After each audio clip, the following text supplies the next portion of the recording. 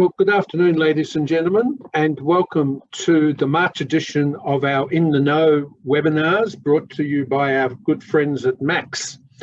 I'm Gary Gibson, the CEO of the RSL and Services Clubs Association, and I'm joined today by three excellent speakers, Craig Butler from Aristocrat, Greg Haynes from Max, and Chris Debrincat from Merrylands RSL, who will all be talking on the topic of an analysis of current club gaming performance, what's working to build patronage.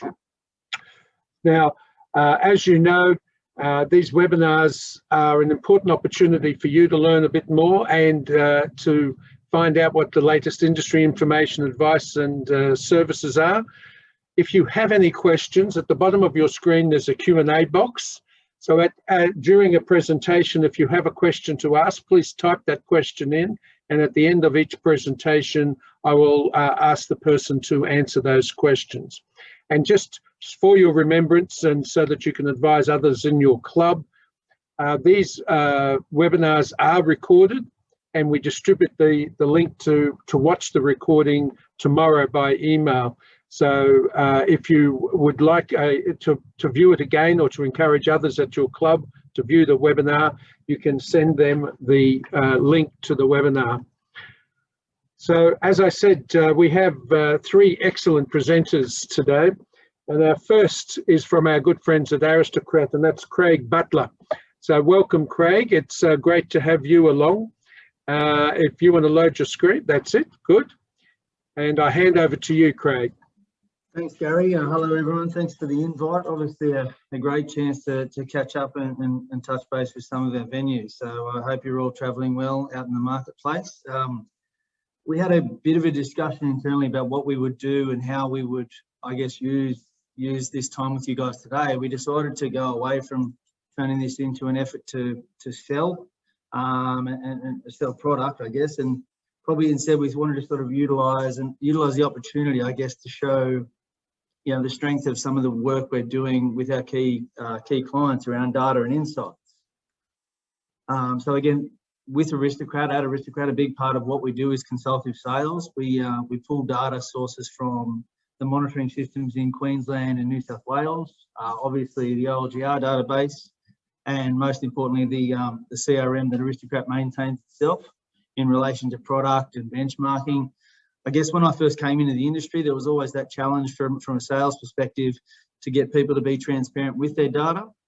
We've slowly started to break that down over the last few years, and I think there's some venues out there that will speak highly of the efforts and the results that our really talented team of data insights people have brought to market, and I guess helped you guys with your COVID recovery. So with that being said, I thought the best way to do that would just cover off some key metrics around how the industry is recovering from COVID. We thought also that we'd then just touch on some emerging product trends. This data is not designed to provide the answers. It's more designed for you guys to go away with a few new questions to ask yourself and interrogate your own data. And most importantly, it's designed to make you think and make you aware of the tremendous data insights people that are available at Aristocrat for our business partners. So we'll start off with some key COVID metrics. So we were able to track, I guess, the reactivation trend, which I believe was somewhere around 66% in June of last year. I guess a big challenge for us is that we found that our product on the floor, by virtue of having the larger floor space, was reactivated at a faster rate than some of our competitors. That then means that, for floor share in Sydney venues, we now are basically responsible for the optimisation of a major chunk of the floor and a much bigger chunk of the gaming floor in Sydney clubs than any other time in recent history. So that with that brings some challenges around commercial modelling, around making sure that you optimise the full product library, and that's where our insights guys I think are really well placed to make sure that you guys get maximum value out of your gaming engine. So I guess COVID was the thing that no one saw coming, and it basically challenged the traditional performance thinking of how we've always done what we've done. We basically removed a big chunk of the tail of our floor, but that's now leading to, I guess, some discussion around a lot of venues that are making really good money with less than their full complement of machines. So your traditional thinking and your rules that apply with occupancy and variety of product and your product mix that you purchase, even how you manage volatility, probably all that traditional thinking goes out the window. What we're finding is probably this may well be the new norm, but how we consider occupancy and do you have to put all those machines back on the floor? I think what you'll find is that won't really be a question that you can answer until society and the economic piece is probably fully recovered. There's a lot of industries there that I think will, working remote will be the new normal. Conversely, there's a lot of other industries that will be slowly but surely invited back into their city office buildings, and it's only really then you'll be able to judge, full occupancy and do you have enough of certain products. So, with that, I'll touch on some product trends that we're noticing. And again, I'll leverage a little bit of our Queensland data. We do get a different quality of data out of that Queensland market. A couple of the things that we noticed in Queensland, and I believe this to be happening from the venues that we're speaking to in New South Wales as well. I'll be interested to see what the people on the call think. We did notice a distinct convergence to Dragon. Now, I don't know if that's because the players were staying for a shorter amount of time because potentially food and function opportunities weren't as they were pre-COVID, but we did notice a significant average bet increase. And basically for a period up until about Feb 2021, Dragon Link accounted for almost 38% of the total bash buttons pressed in Queensland, which you can see there is a significant increase on the pre-COVID player behaviour. So it's almost like we need to now challenge whether or not the players are coming in and making different decisions with their product, because if they're making different decisions with their product, then maybe you guys want some help, or you at least need to challenge your purchasing program in terms of your product mix and your manufacturer mix on your floor. Another thing that we've noticed is, again, this is the hotel market in the Sydney metropolitan area, a significant increase in the popularity of larger links. You'll see that the blue line there that's tailing towards the bottom is with the 10,000K startup. Now, we use Dragon Link because it is our headline product, but we can see a really noticeable increase in the performance versus floor average for the larger jackpot amounts versus probably the pre-COVID or immediately post-COVID, 50K, 25K and 20K.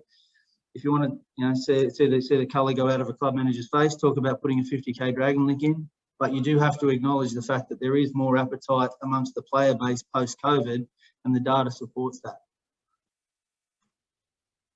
Which leads to the inevitable discussion around hold and spin and how much is too much hold and spin, which we've been, I guess, debating, for the last couple of years.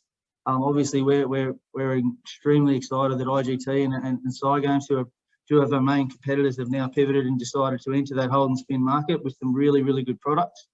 And we think that, along with our, pending release of Dollar Storm and the continued success of Dragon, will push that hold and spin percentage of total floor well past the 50% mark come 2022.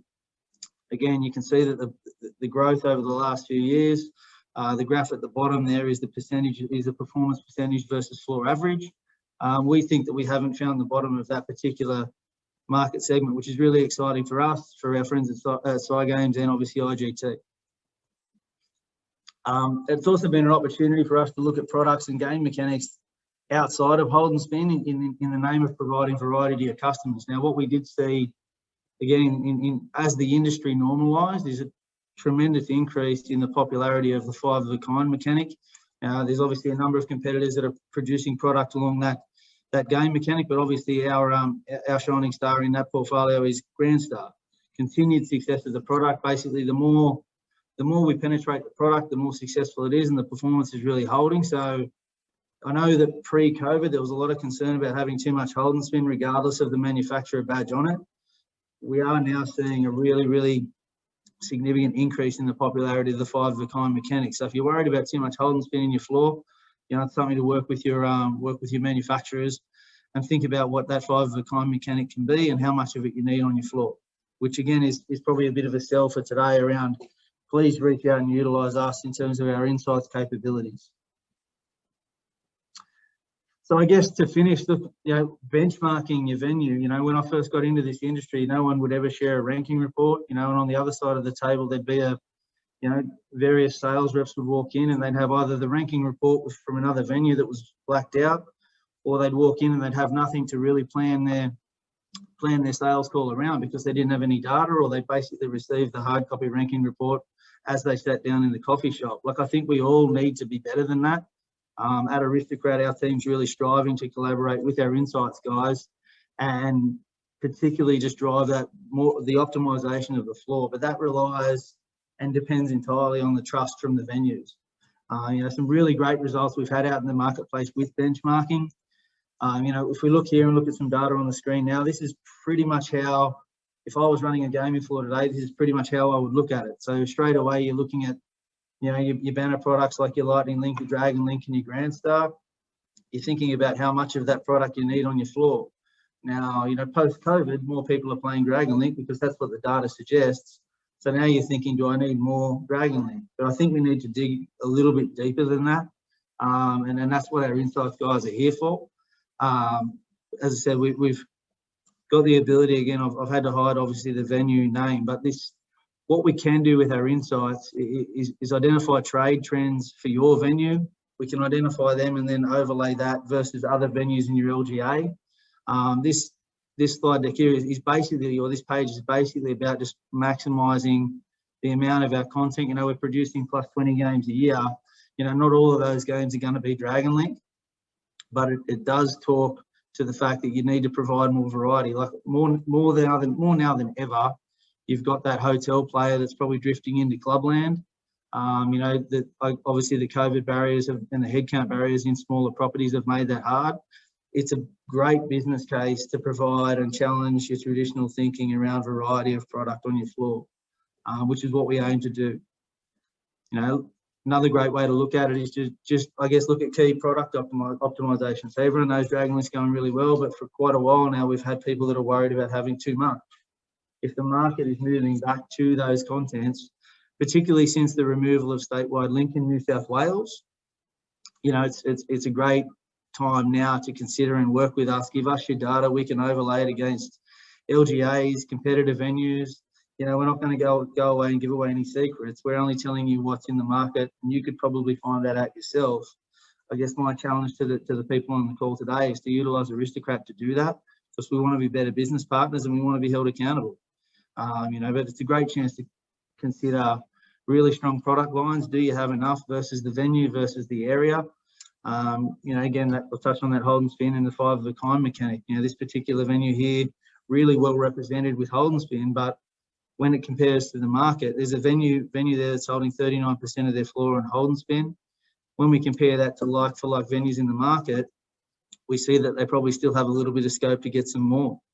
You know, if I'm a gaming manager, I used to be one, not an overly good one, but I used to be one. But when I would imagine now in a lot of boardrooms, there's some discussions around, you know, reduced floor capacity might mean reduced CapEx budget for gaming. Like now, more than ever, I think it's really important to have a really current cabinet floor mix. You know, I've got three dual screen upright cabinets in the market that we're still producing a lot of really good content for.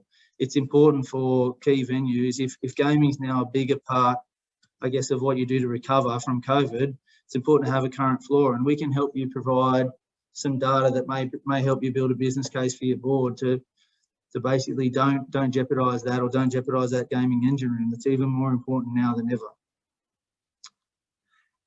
So I'll touch on a couple of products that we're really excited about. As I said, we've mentioned, you know, the untapped part of the floor that is hold and spin. You know, we're, you know, from the creators of Dragon Link, Dollar Storm will launch in New South Wales late in the June quarter. We've had a number of venues in the last 2 or 3 weeks come to the showroom in Sydney to have a look at the product. Again, they haven't gone away from anything that works. The challenge here is to innovate around probably one of the most successful products that's ever been in the market. And they've done that with the addition of additional top box jackpots, introduction of the 20-cent denom, you know, 4 base game titles, but a tremendous range of configurability in the top box, but all the more reason to utilize our data insights people to really help you build that business case to say, okay, it's not so much about picking whether your player is a link player or a stat player. That configurability, I've never sold a product that's got that level of configurability, and we really want to help venues get the maximum benefit out of any investment that they make in that product. I'll touch on another one, which is Cash Fortune. Again, another product that's going really, really well in our social space, but it also builds on that five-of-a-kind mechanic and the high-frequency hit rate that Grandstar seem to really resonate with our New South Wales players in both hotel and club sector. Really excited about Cash Fortune. Cash Fortune releases in New South Wales in the last week or so. Again, an innovative twist, respin feature on the back of a five-of-a-kind mechanic, which we can see now there is an emerging appetite for this mechanic in New South Wales venues. Probably the thing that we're most excited about is, we've basically launched in the market in the last couple of weeks, Flexi Play, which, there's a lot of focus around building a sustainable gaming business and a sustainable industry, and we're all stakeholders in that. So Aristocrat has basically moved into the market and led the field with the implementation of Flexi Play, which we will launch as part of the Cash Fortune game software, subject to the venue wanting to run Flexi Play. Flexi Play is essentially an RG software that runs in the game software of the machine. So not system driven, not player app driven, nothing to do with anything to do with self-exclusion. Basically takes a couple of measures there, a couple of different ways for the player to enjoy the fact that they can responsibly gamble, but entirely puts the Flexi Play functionality at the disposal and the control of the player. We've just got a short video that we'll just jump on and explain Flexi Play.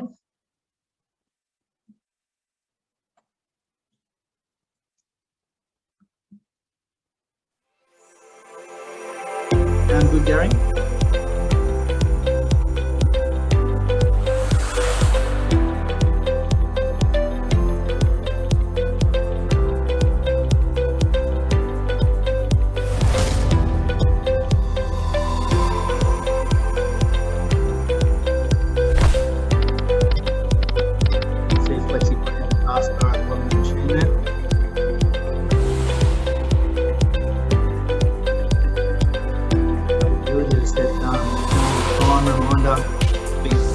Doesn't necessarily interrupt the play.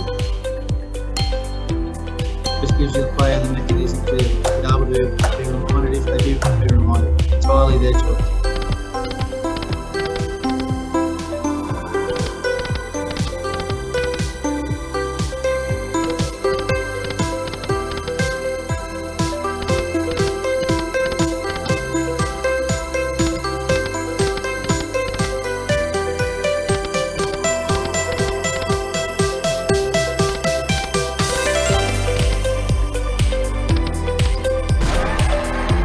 Another option is piggyback, but the player has the ability to set an amount configurable to the individual. The wins over that configurable amount are then banked, thus it can't be turned unless the player redeems via like a figure printer or a pencil credit.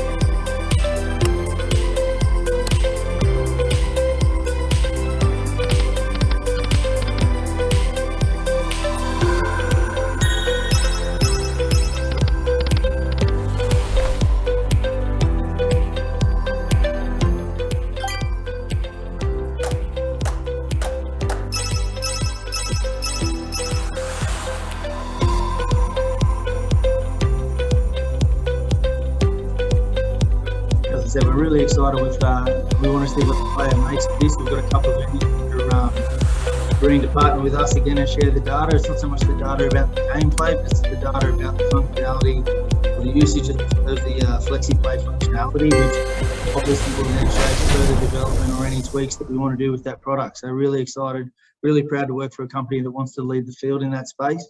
And I think we're all heavily invested in I guess, the provision of what is a responsible gaming industry.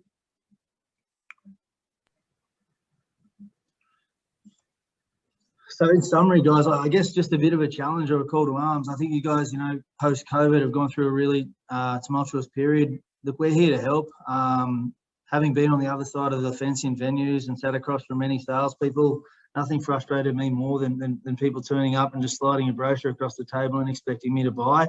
I think we need to be better than that. At Aristocrat, we've got some incredibly talented people that want to be better than that. They want to help us, be a trusted consultant or a trusted advisor. And I think now more than ever post-COVID, It's about getting the absolute most value out of every seat on your floor, regardless of whether it's Aristocrat or IGT or Sci Games.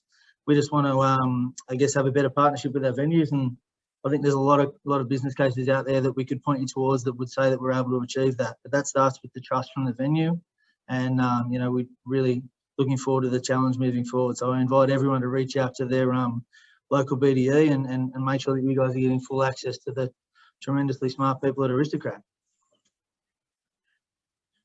That's it, Gary. Thank you. Any questions? All right.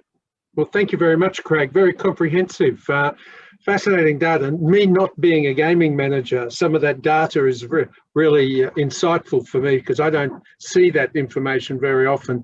So that was very interesting, and I appreciate the detail that you provided there. As Craig has indicated, at the end of the presentations, we'll have Craig's email address and mobile phone number available to you. So if you want to follow up with Craig, if you've got any further questions or matters you want to discuss with him, please make note of his email address when I put up that slide at the end of today's webinar. So thanks again, Craig. You can take your slides down now. And we're going to have a presentation now from Greg Haynes from Max. Max being one of our very good partners, and we're very appreciative of their support, and they are in fact our partner in providing these webinar programs to our member clubs. So welcome, Greg. I hand over to you. Great. Thanks, Gary. You can see my screen, hopefully. Yes, it's good. Brilliant. All right. Well, thank you very much, and good afternoon to everyone on the call. So on the agenda for me today is to look at some gaming performance results around Australia, primarily focusing on Q2 of F21. Then I wanted to give a quick overview of average bet and how we're seeing that play out in the market. Then we'll go on to some observations we've had or we've seen for patron behaviours across Victoria, New South Wales and Queensland. Not just what's happening, but also how they've changed from last year and whether they've been consistent since reopening. So first we'll talk state performance. So as you can see, it was a strong quarter for most states. Basically every state except Victoria was growing in revenue for Q2 to prior year. Victoria reopened midway through November and had some fairly strict restrictions in the first 2 weeks. So they had 10-person limits, 90-minute visit limits and reduced trading hours. So the results make a lot more sense when you factor those into the numbers. But once restrictions were removed, the results have improved in Victoria. So they grew 1% in December and 7% so far in Victoria. So reopening of venues outside of Victoria took place between June and July for most states. So with Q2 being around 5 to 7 months post reopening, you can see how well the gaming market has been over the past 6 to 8 months. Some of you may remember that South Australia had a brief lockdown in November, which resulted in monthly revenue decreasing 11%, but they also had growth of 10% in October and 5% in December, which was strong enough to pull that Q2 result positive. While Queensland also had a brief lockdown period, this was actually in early January, so that's going to fall into the Q3 period. But overall, a really strong quarter, but below the unprecedented growth we saw in Q1. Now, New South Wales sits at 4% up for Q2. Hotels were still or just outperforming the club market. Q1 clubs were actually outperforming hotels. In terms of geographically, we're seeing the main share of performance growth come through Greater Metro Sydney, the Hunter region and the Murray regions. The only region that actually declined in Q2 was the Richmond Tweed region on the northern border. So if we talk about average bet now, so the growth in average bet is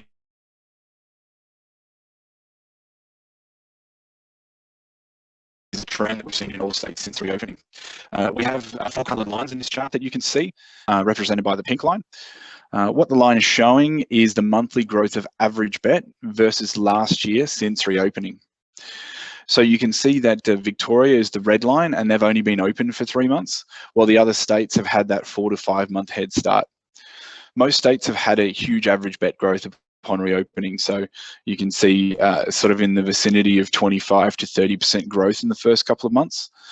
As we fast forward to the current period of 6 to 8 months post reopening, average bet seems to have settled around that 16 to 17% growth versus last year, which is still an amazing result. It's interesting to see that New South Wales has dropped to 15% in months 5 and 6, but then have jumped back up slightly higher in months 7 and 8. We're basically starting to approach that year-on-year comparison where last year's numbers are going to be based on closure dates. So when it comes to us doing the assessment ongoing, whether we start looking at month-on-month growth or even going back to 2019 figures, that's something that we have to consider when we're talking about performance metrics. So now we can start shifting towards behavioural changes. I wanted to go through a few things that we've noticed in the market since reopening. These are the 8 key metrics that we've pulled out, and I'll call out some interesting facts about each of them. So high average bet, something that Craig talked about as well. So average bet has been the leading metric for growth since COVID. In terms of year-on-year growth, Q1 had a stronger growth than Q2, and this is because we generally see a slump in Q1 for average bet, and we didn't actually see that for obvious reasons this year.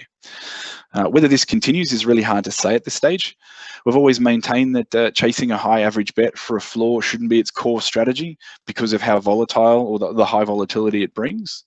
But so far, post-COVID, the results for average bet's been quite consistent and something that we've never seen before. Patrons trending younger. So this is probably the biggest and most prevalent trend we've seen from a demographic from the outset post-COVID. All markets demonstrated a massive difference in how under 65s versus over 65s have changed their behaviours. The younger the group, the larger the growth. So over 65s actually declined year on year in performance in Q1.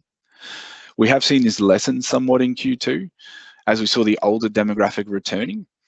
They have been the slowest age group to return to venues, but this more recent growth means that we seem to be moving back towards that normal demographic distribution on a floor. So increased day play and increased midweek play as well, that should be. So there has been a noticeable shift towards daytime play. So daytime hours between 11 AM and 5 PM were the strongest hours of growth in New South Wales. This seems to be more of a New South Wales trend, basically because Queensland generally already has high daytime play to begin with. The shift was significant enough in New South Wales that we recommended changing member draws and changing F&B offers to earlier in the day to our clients. Things like working from home, flexible working conditions. It's given a lot more fluidity in the way patrons can choose their playing choices. So no change in product preferences. So what we've seen is there's been very little change in the machines that are most popular year on year, aside from the new products in the market. The highest ranked machines last year are still the highest ranked machines this year. So because of the average bet growth, we expected to see a shift towards higher denomination products. However, this hasn't been the case. People are just betting harder on their preferred machines. In Queensland, we actually have the opportunity to break down the multi-game, multi-denom data and look at the playing preferences of the various denominations and games on these multi-game, multi-denom boxes. What we have seen is that the occupancy share at the 1 and 2 cent denomination level is usually about 70% of overall occupancy on a multi-game, multi-denom box. This is actually only shifted down to about 65% of occupancy share post-COVID. So that means that we're not actually seeing a shift towards those higher denominations on those boxes. What we've kind of concluded in this space is that patrons appear to be playing higher lines or higher credits on all of their preferred denominations rather than shifting upwards. So declining volume. So despite carded growth, headcounts and visitation and even hours have all dropped and are not the key performance driver. This means less people coming through the doors and onto the floor. We expected that this metric would grow quickly post reopening, but we've not really seen any massive changes over time. What we flagged here is that it actually creates a huge opportunity for running reactivation campaigns to try and encourage some of those inactive patrons to return. So stronger visit value. So when carded play is strong and headcount and visitation's down, this means that the average value of visit is the key driver.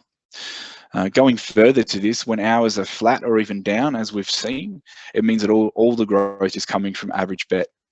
And this has been the primary driver across all states.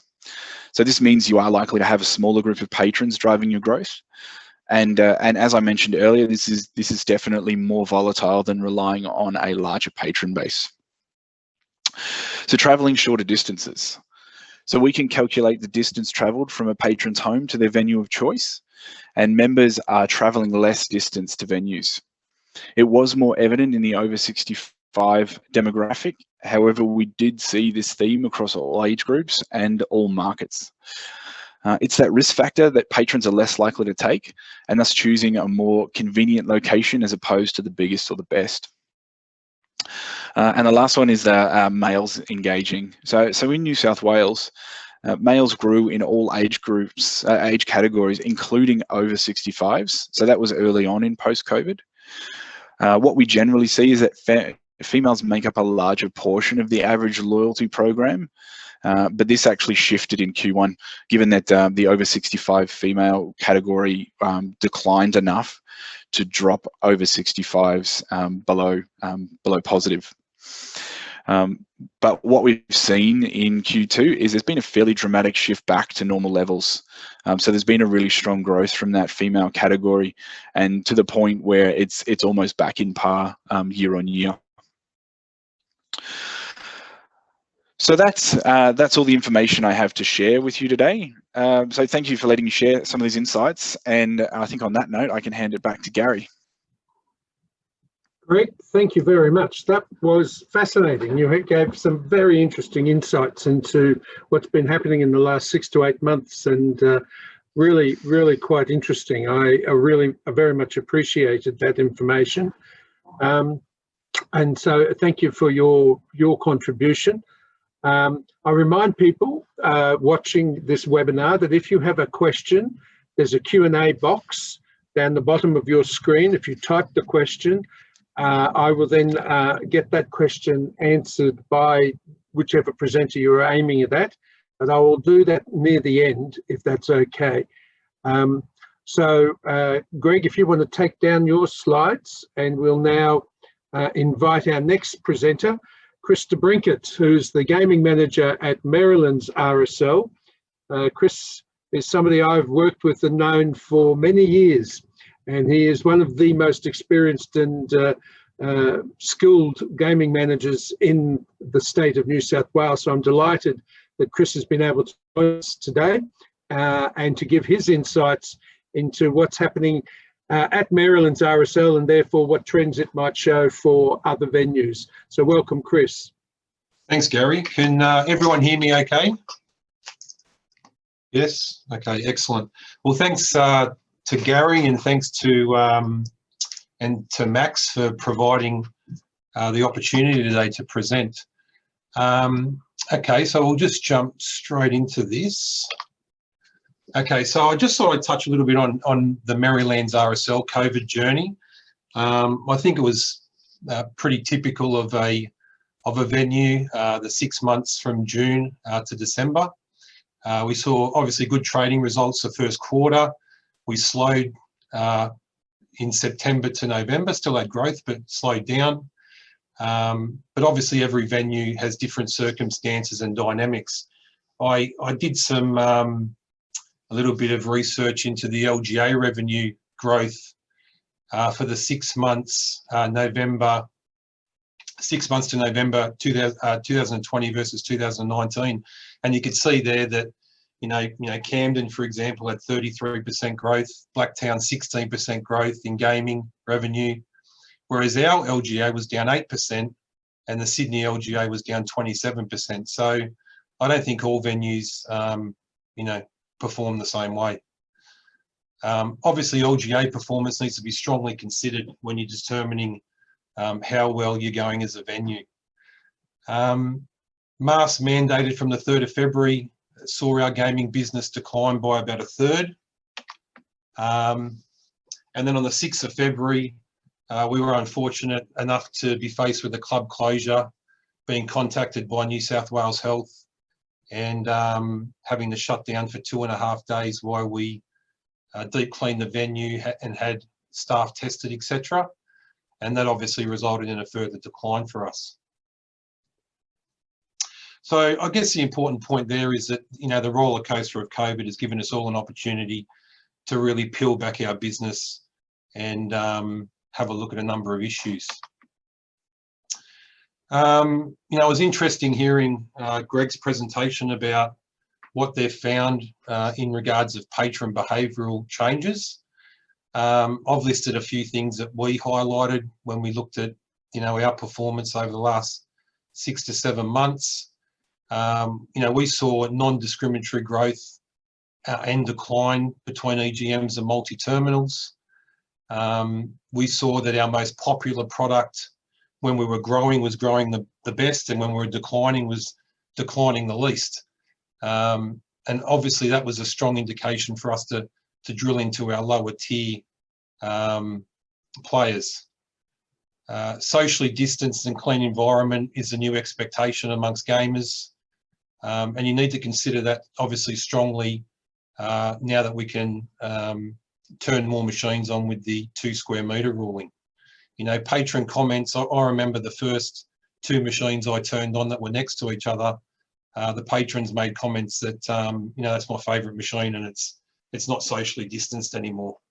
Who would have thought we'd hear patrons using that sort of terminology? Increased outdoor play with the mandated masks, and obviously highlights the importance of having a very comfortable outdoor space. We found that, from the time the masks were mandated, that we saw visitation amongst our regulars stayed fairly strong. However, we did definitely see less time on device. And obviously the unfortunate irreversible effects that it had on some of our older patronage, the COVID hiatus. We spoke to many members and we heard of stories of, people who used to come to bingo every day, now in a nursing home because, they weren't able to leave the house. So that was very sad to hear. So obviously you want to consider those behavioural changes very strongly when you're putting your COVID plan and strategy together, and obviously ensure that you have plans and contingencies ready to go in case you do need to find yourself locking down. Look, I've called this section the basic building blocks here. Like what I'm going to talk about now isn't rocket science. It's fairly basic approach, but I think that we all know that many professional organisations can be guilty of forgetting or not practicing the basics. Every club's journey is going to be different, so it's imperative that you understand your business and not necessarily be worrying about, what other venues are doing or be so quick to blame the pandemic. Obviously, there's a lot of probably smaller venues listening today who might not have the privilege of having access to resources and data that many of the big clubs do. So I guess that's something to consider. But, obviously other things to consider is, you want to grow your patronage if you've had a decline and hopefully get the dollars rolling in. But I think if we focus on the basics, we'll definitely go a long way to doing that. I've called this paralysis by analysis, well, almost. We obviously talk about analysing to the point where we don't get any work done or make any progress, but really the only way you're going to know what your business is doing is to really drill into it and understand what's happening. So I guess the first step is to determine issues, concerns and declines within your business, where they're coming from, what they look like. And in reality, it's probably the most difficult step you're going to face. Obviously, it's very reliant on the resources and data that you have access to, but I think we've just got to get away from trusting gut feel a little too much, and you know, making conclusions without all the information. So I guess some points to consider, I guess based on our journey, you know, make fair trade comparisons. Don't be comparing, you know, Wednesday to Tuesday, or, you know, Fridays to Sundays. It's just not going to work. Double check your results and then check again. You know, copious research and analysis will lead to mistakes. Segregate and drill down. For example, don't assume because gaming is down that all sections of gaming are down. You might identify a growth area, and that can help indicate areas of concerns or possible ways you can address things. Some examples where you can delve deep into, you know, look at your daily and hourly comparisons, EGM versus multi-terminal, outdoor versus indoor performance. I spoke earlier about LGA performance. You know, if you're doing 1 to 2% growth, that's excellent if your government area is in the red. Assess restaurant and bar trade and how that stacks up against gaming. And, you know, for example, that's the two typically relate to each other at Merrylands RSL. You know, ask yourself, has anything else changed? Don't be so quick to blame the pandemic. And as mentioned earlier, data is king. Do whatever you can in your strategic planning to ensure good, clean data access is a priority for your business. And, you know, Craig spoke about how Aristocrat can provide, you know, that for you. So take aim, establish clear objectives. Again, a basic approach, but you've got to ensure that clear objectives are set before you put any plan together. You know the identified issues, concerns and decline areas, and then create objectives to address them. Now, for a great example is, you know, we wanted to increase customer awareness of one of our Friday night promotions. So that obviously came from identifying a decline in that, and you know, we had a very clear target. Ensure you're setting deadlines and KPIs and make sure you stick to them. You know, we can set all the objectives in the world, but unless we're you know, very strict on ourselves with setting dates and timelines, review periods, and, you know, what the reports are going to look like, they can tend to get pushed aside a little bit. Ensure all relevant departments have skin in the game. It's so vital that all of us, all the teams work together to achieve a common objective, and remain focused and with clear purpose. So time to plan, some strategies and ideas. So obviously now that you know, you've got your clear objectives set in place, you need to put some ideas in the place to achieve those. So just some things to consider. Do things differently, you know, the KISS principle. Don't overthink it. We all know what our customers generally want. Consider modifying existing rather than reinventing the wheel. Be sure to put an end date on everything you do. This will allow you to effectively assess, measure and modify, and minimises that entitlement that we know some members like to have, particularly on things we've been running forever and a day. Assess and debrief everything you do. Look at the performance, your objectives, your return on investment, and what changes you need to make. And this will help you establish a blueprint for the future.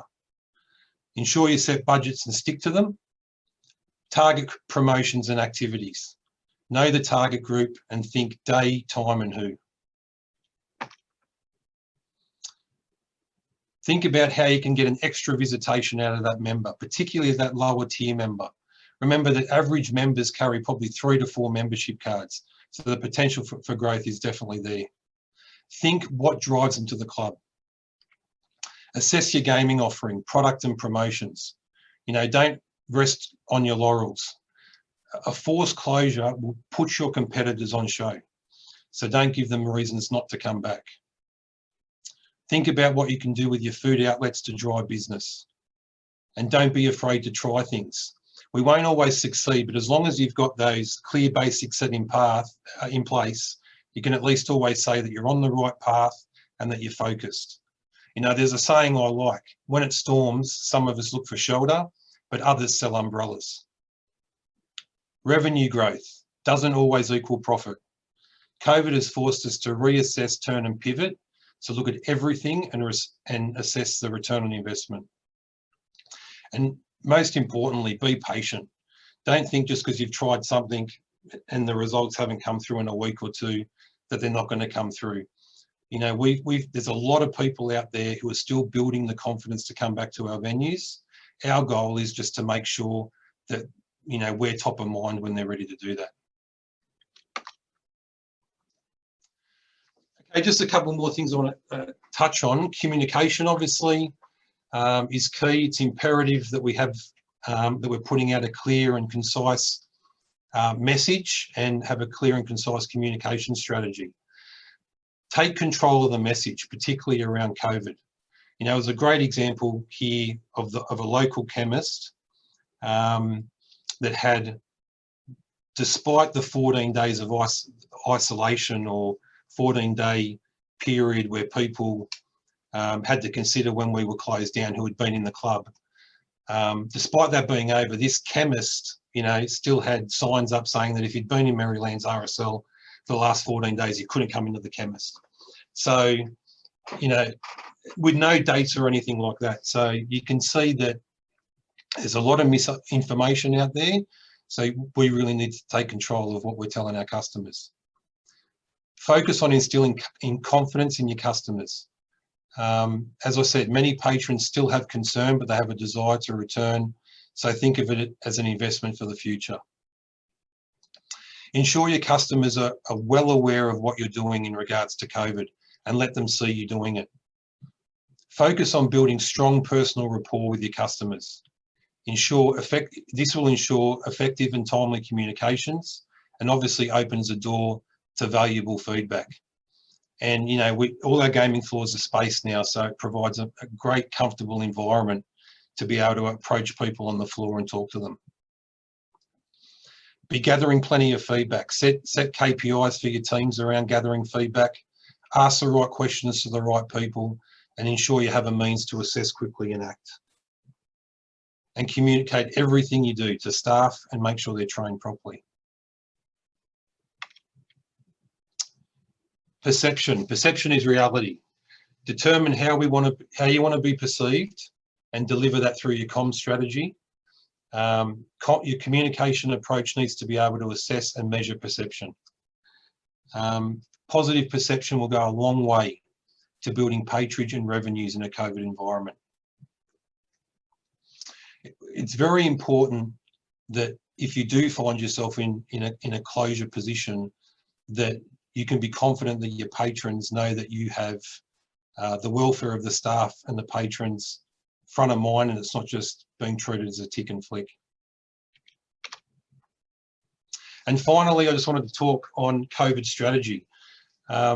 Obviously, in the event of a forced closure, your strategies and plans going to play a big role. An expedited recovery, or, you know, growing your revenues back to where they were, will rely heavily on your strategy, particularly if you are faced with a forced closure. Again, it's going to go to the confidence that you can instill in the customer. Ensure your plan is sustainable. This is very important, not just from a cost-benefit perspective, but from our dealings with New South Wales Health. It is vital that you're doing what you're saying you're doing.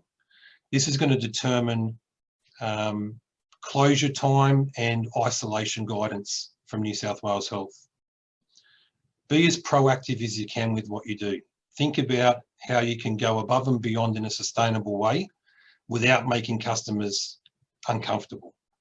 You know, you're better off to have a case at the club or at your venue and be seen as responsible, again, rather than just that tick and flick approach. And obviously, the key areas of any plan needs to be known by all your customers and all your staff. you know, the staff are an extension of us as managers, so we need to, they're delivering what we want them to deliver in the right areas. So that's vital. And again, be reiterating the message of everything you do related to COVID as part of your communication plan. That's it for me. Thanks, Gary and everyone. So happy to take any questions if anyone's got anything. Thank you, Chris. That was very good, perceptive observations about what people need to be doing and what strategies you need in place to keep on building your patronage. Now, there are a few questions. One is there's a couple that are being answered, I think, by presenters now. But one of the questions that was asked of Craig Butler was from Mario at Hornsby, asking, will FlexiPay be a common feature on all future games that Aristocrat sells? So can you answer that question? Yeah, thanks. Hello, Mario. Great question. At this point in time, look, it's too early to say. We're obviously working in that space, and anything you do with game software, as you know, takes a long time to get to market. Like we really need to be, I guess, thought leaders in that space. Obviously, the other thing is getting it out there in a really small scale, just to make sure that we get some really solid visibility and analytics around the usage, the design factors. You know, you might do a couple of venues where you might have some A and B tests where you'll have it with and without. Obviously, you can buy Cash Fortune without. It's a bit of a learning curve for us at the moment. Obviously, we need it to be not impacting the game experience, but we also need it to be to the point where it's flexible enough to use, because what we're not looking to do is implement technology that increases the drive on resources at your end. So yeah, we'll watch this space, we'll learn and we'll tweak and we'll innovate off the back of that.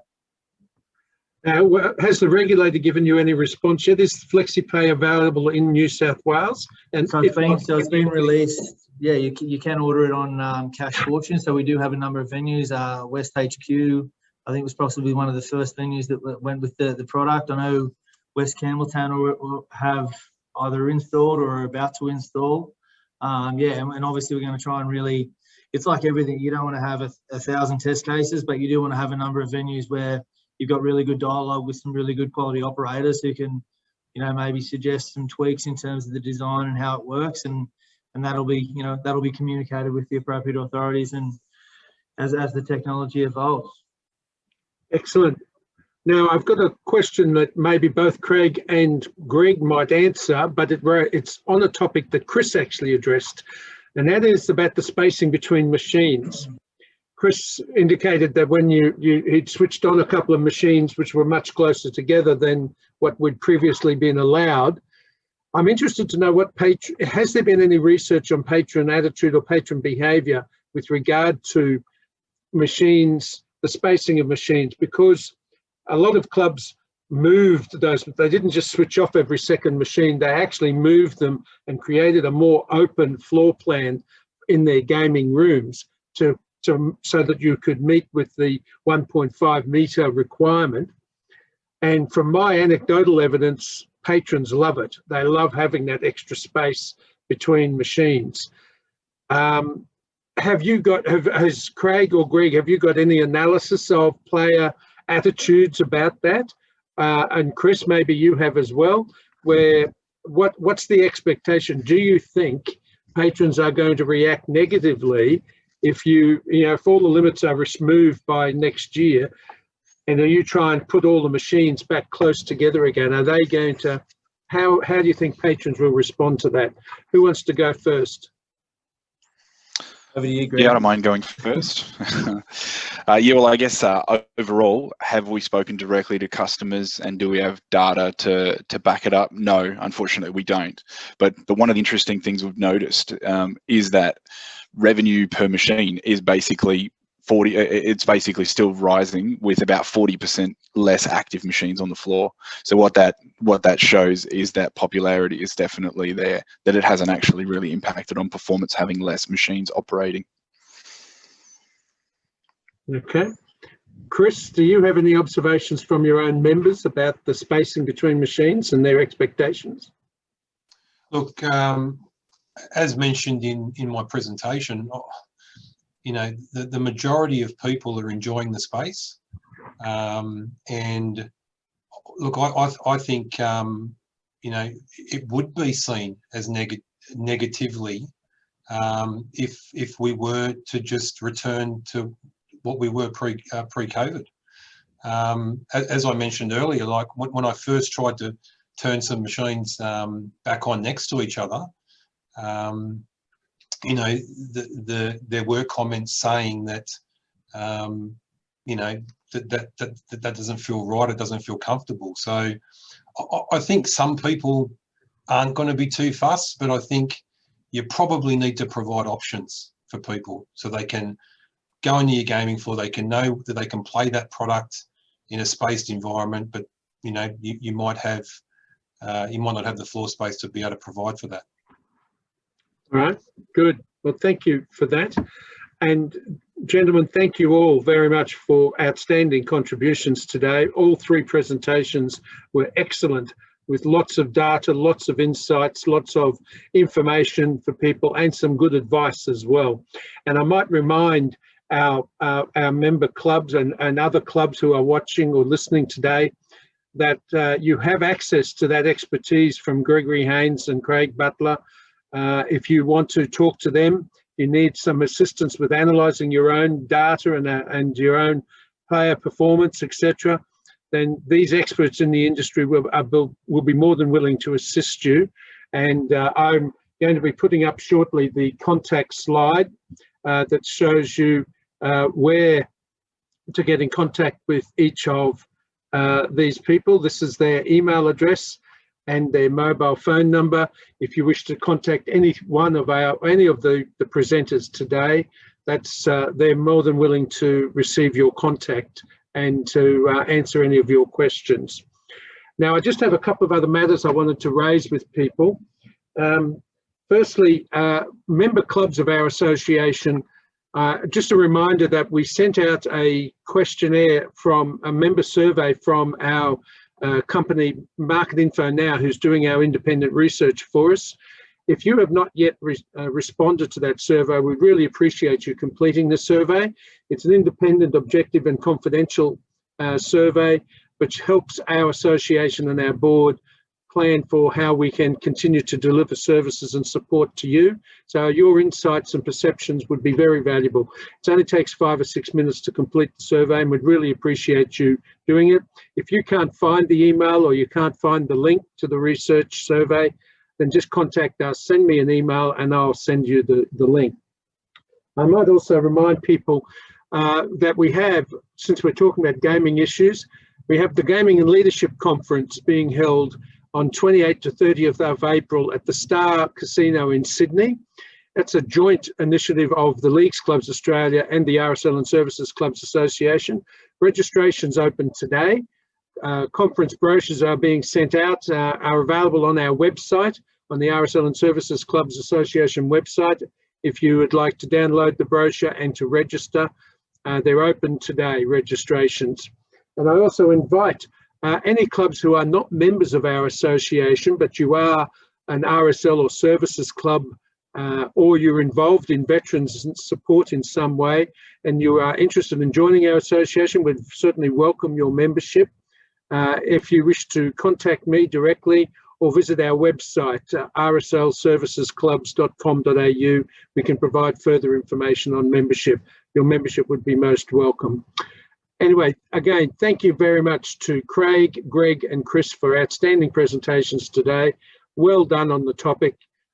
Certainly have answered all the questions, I think.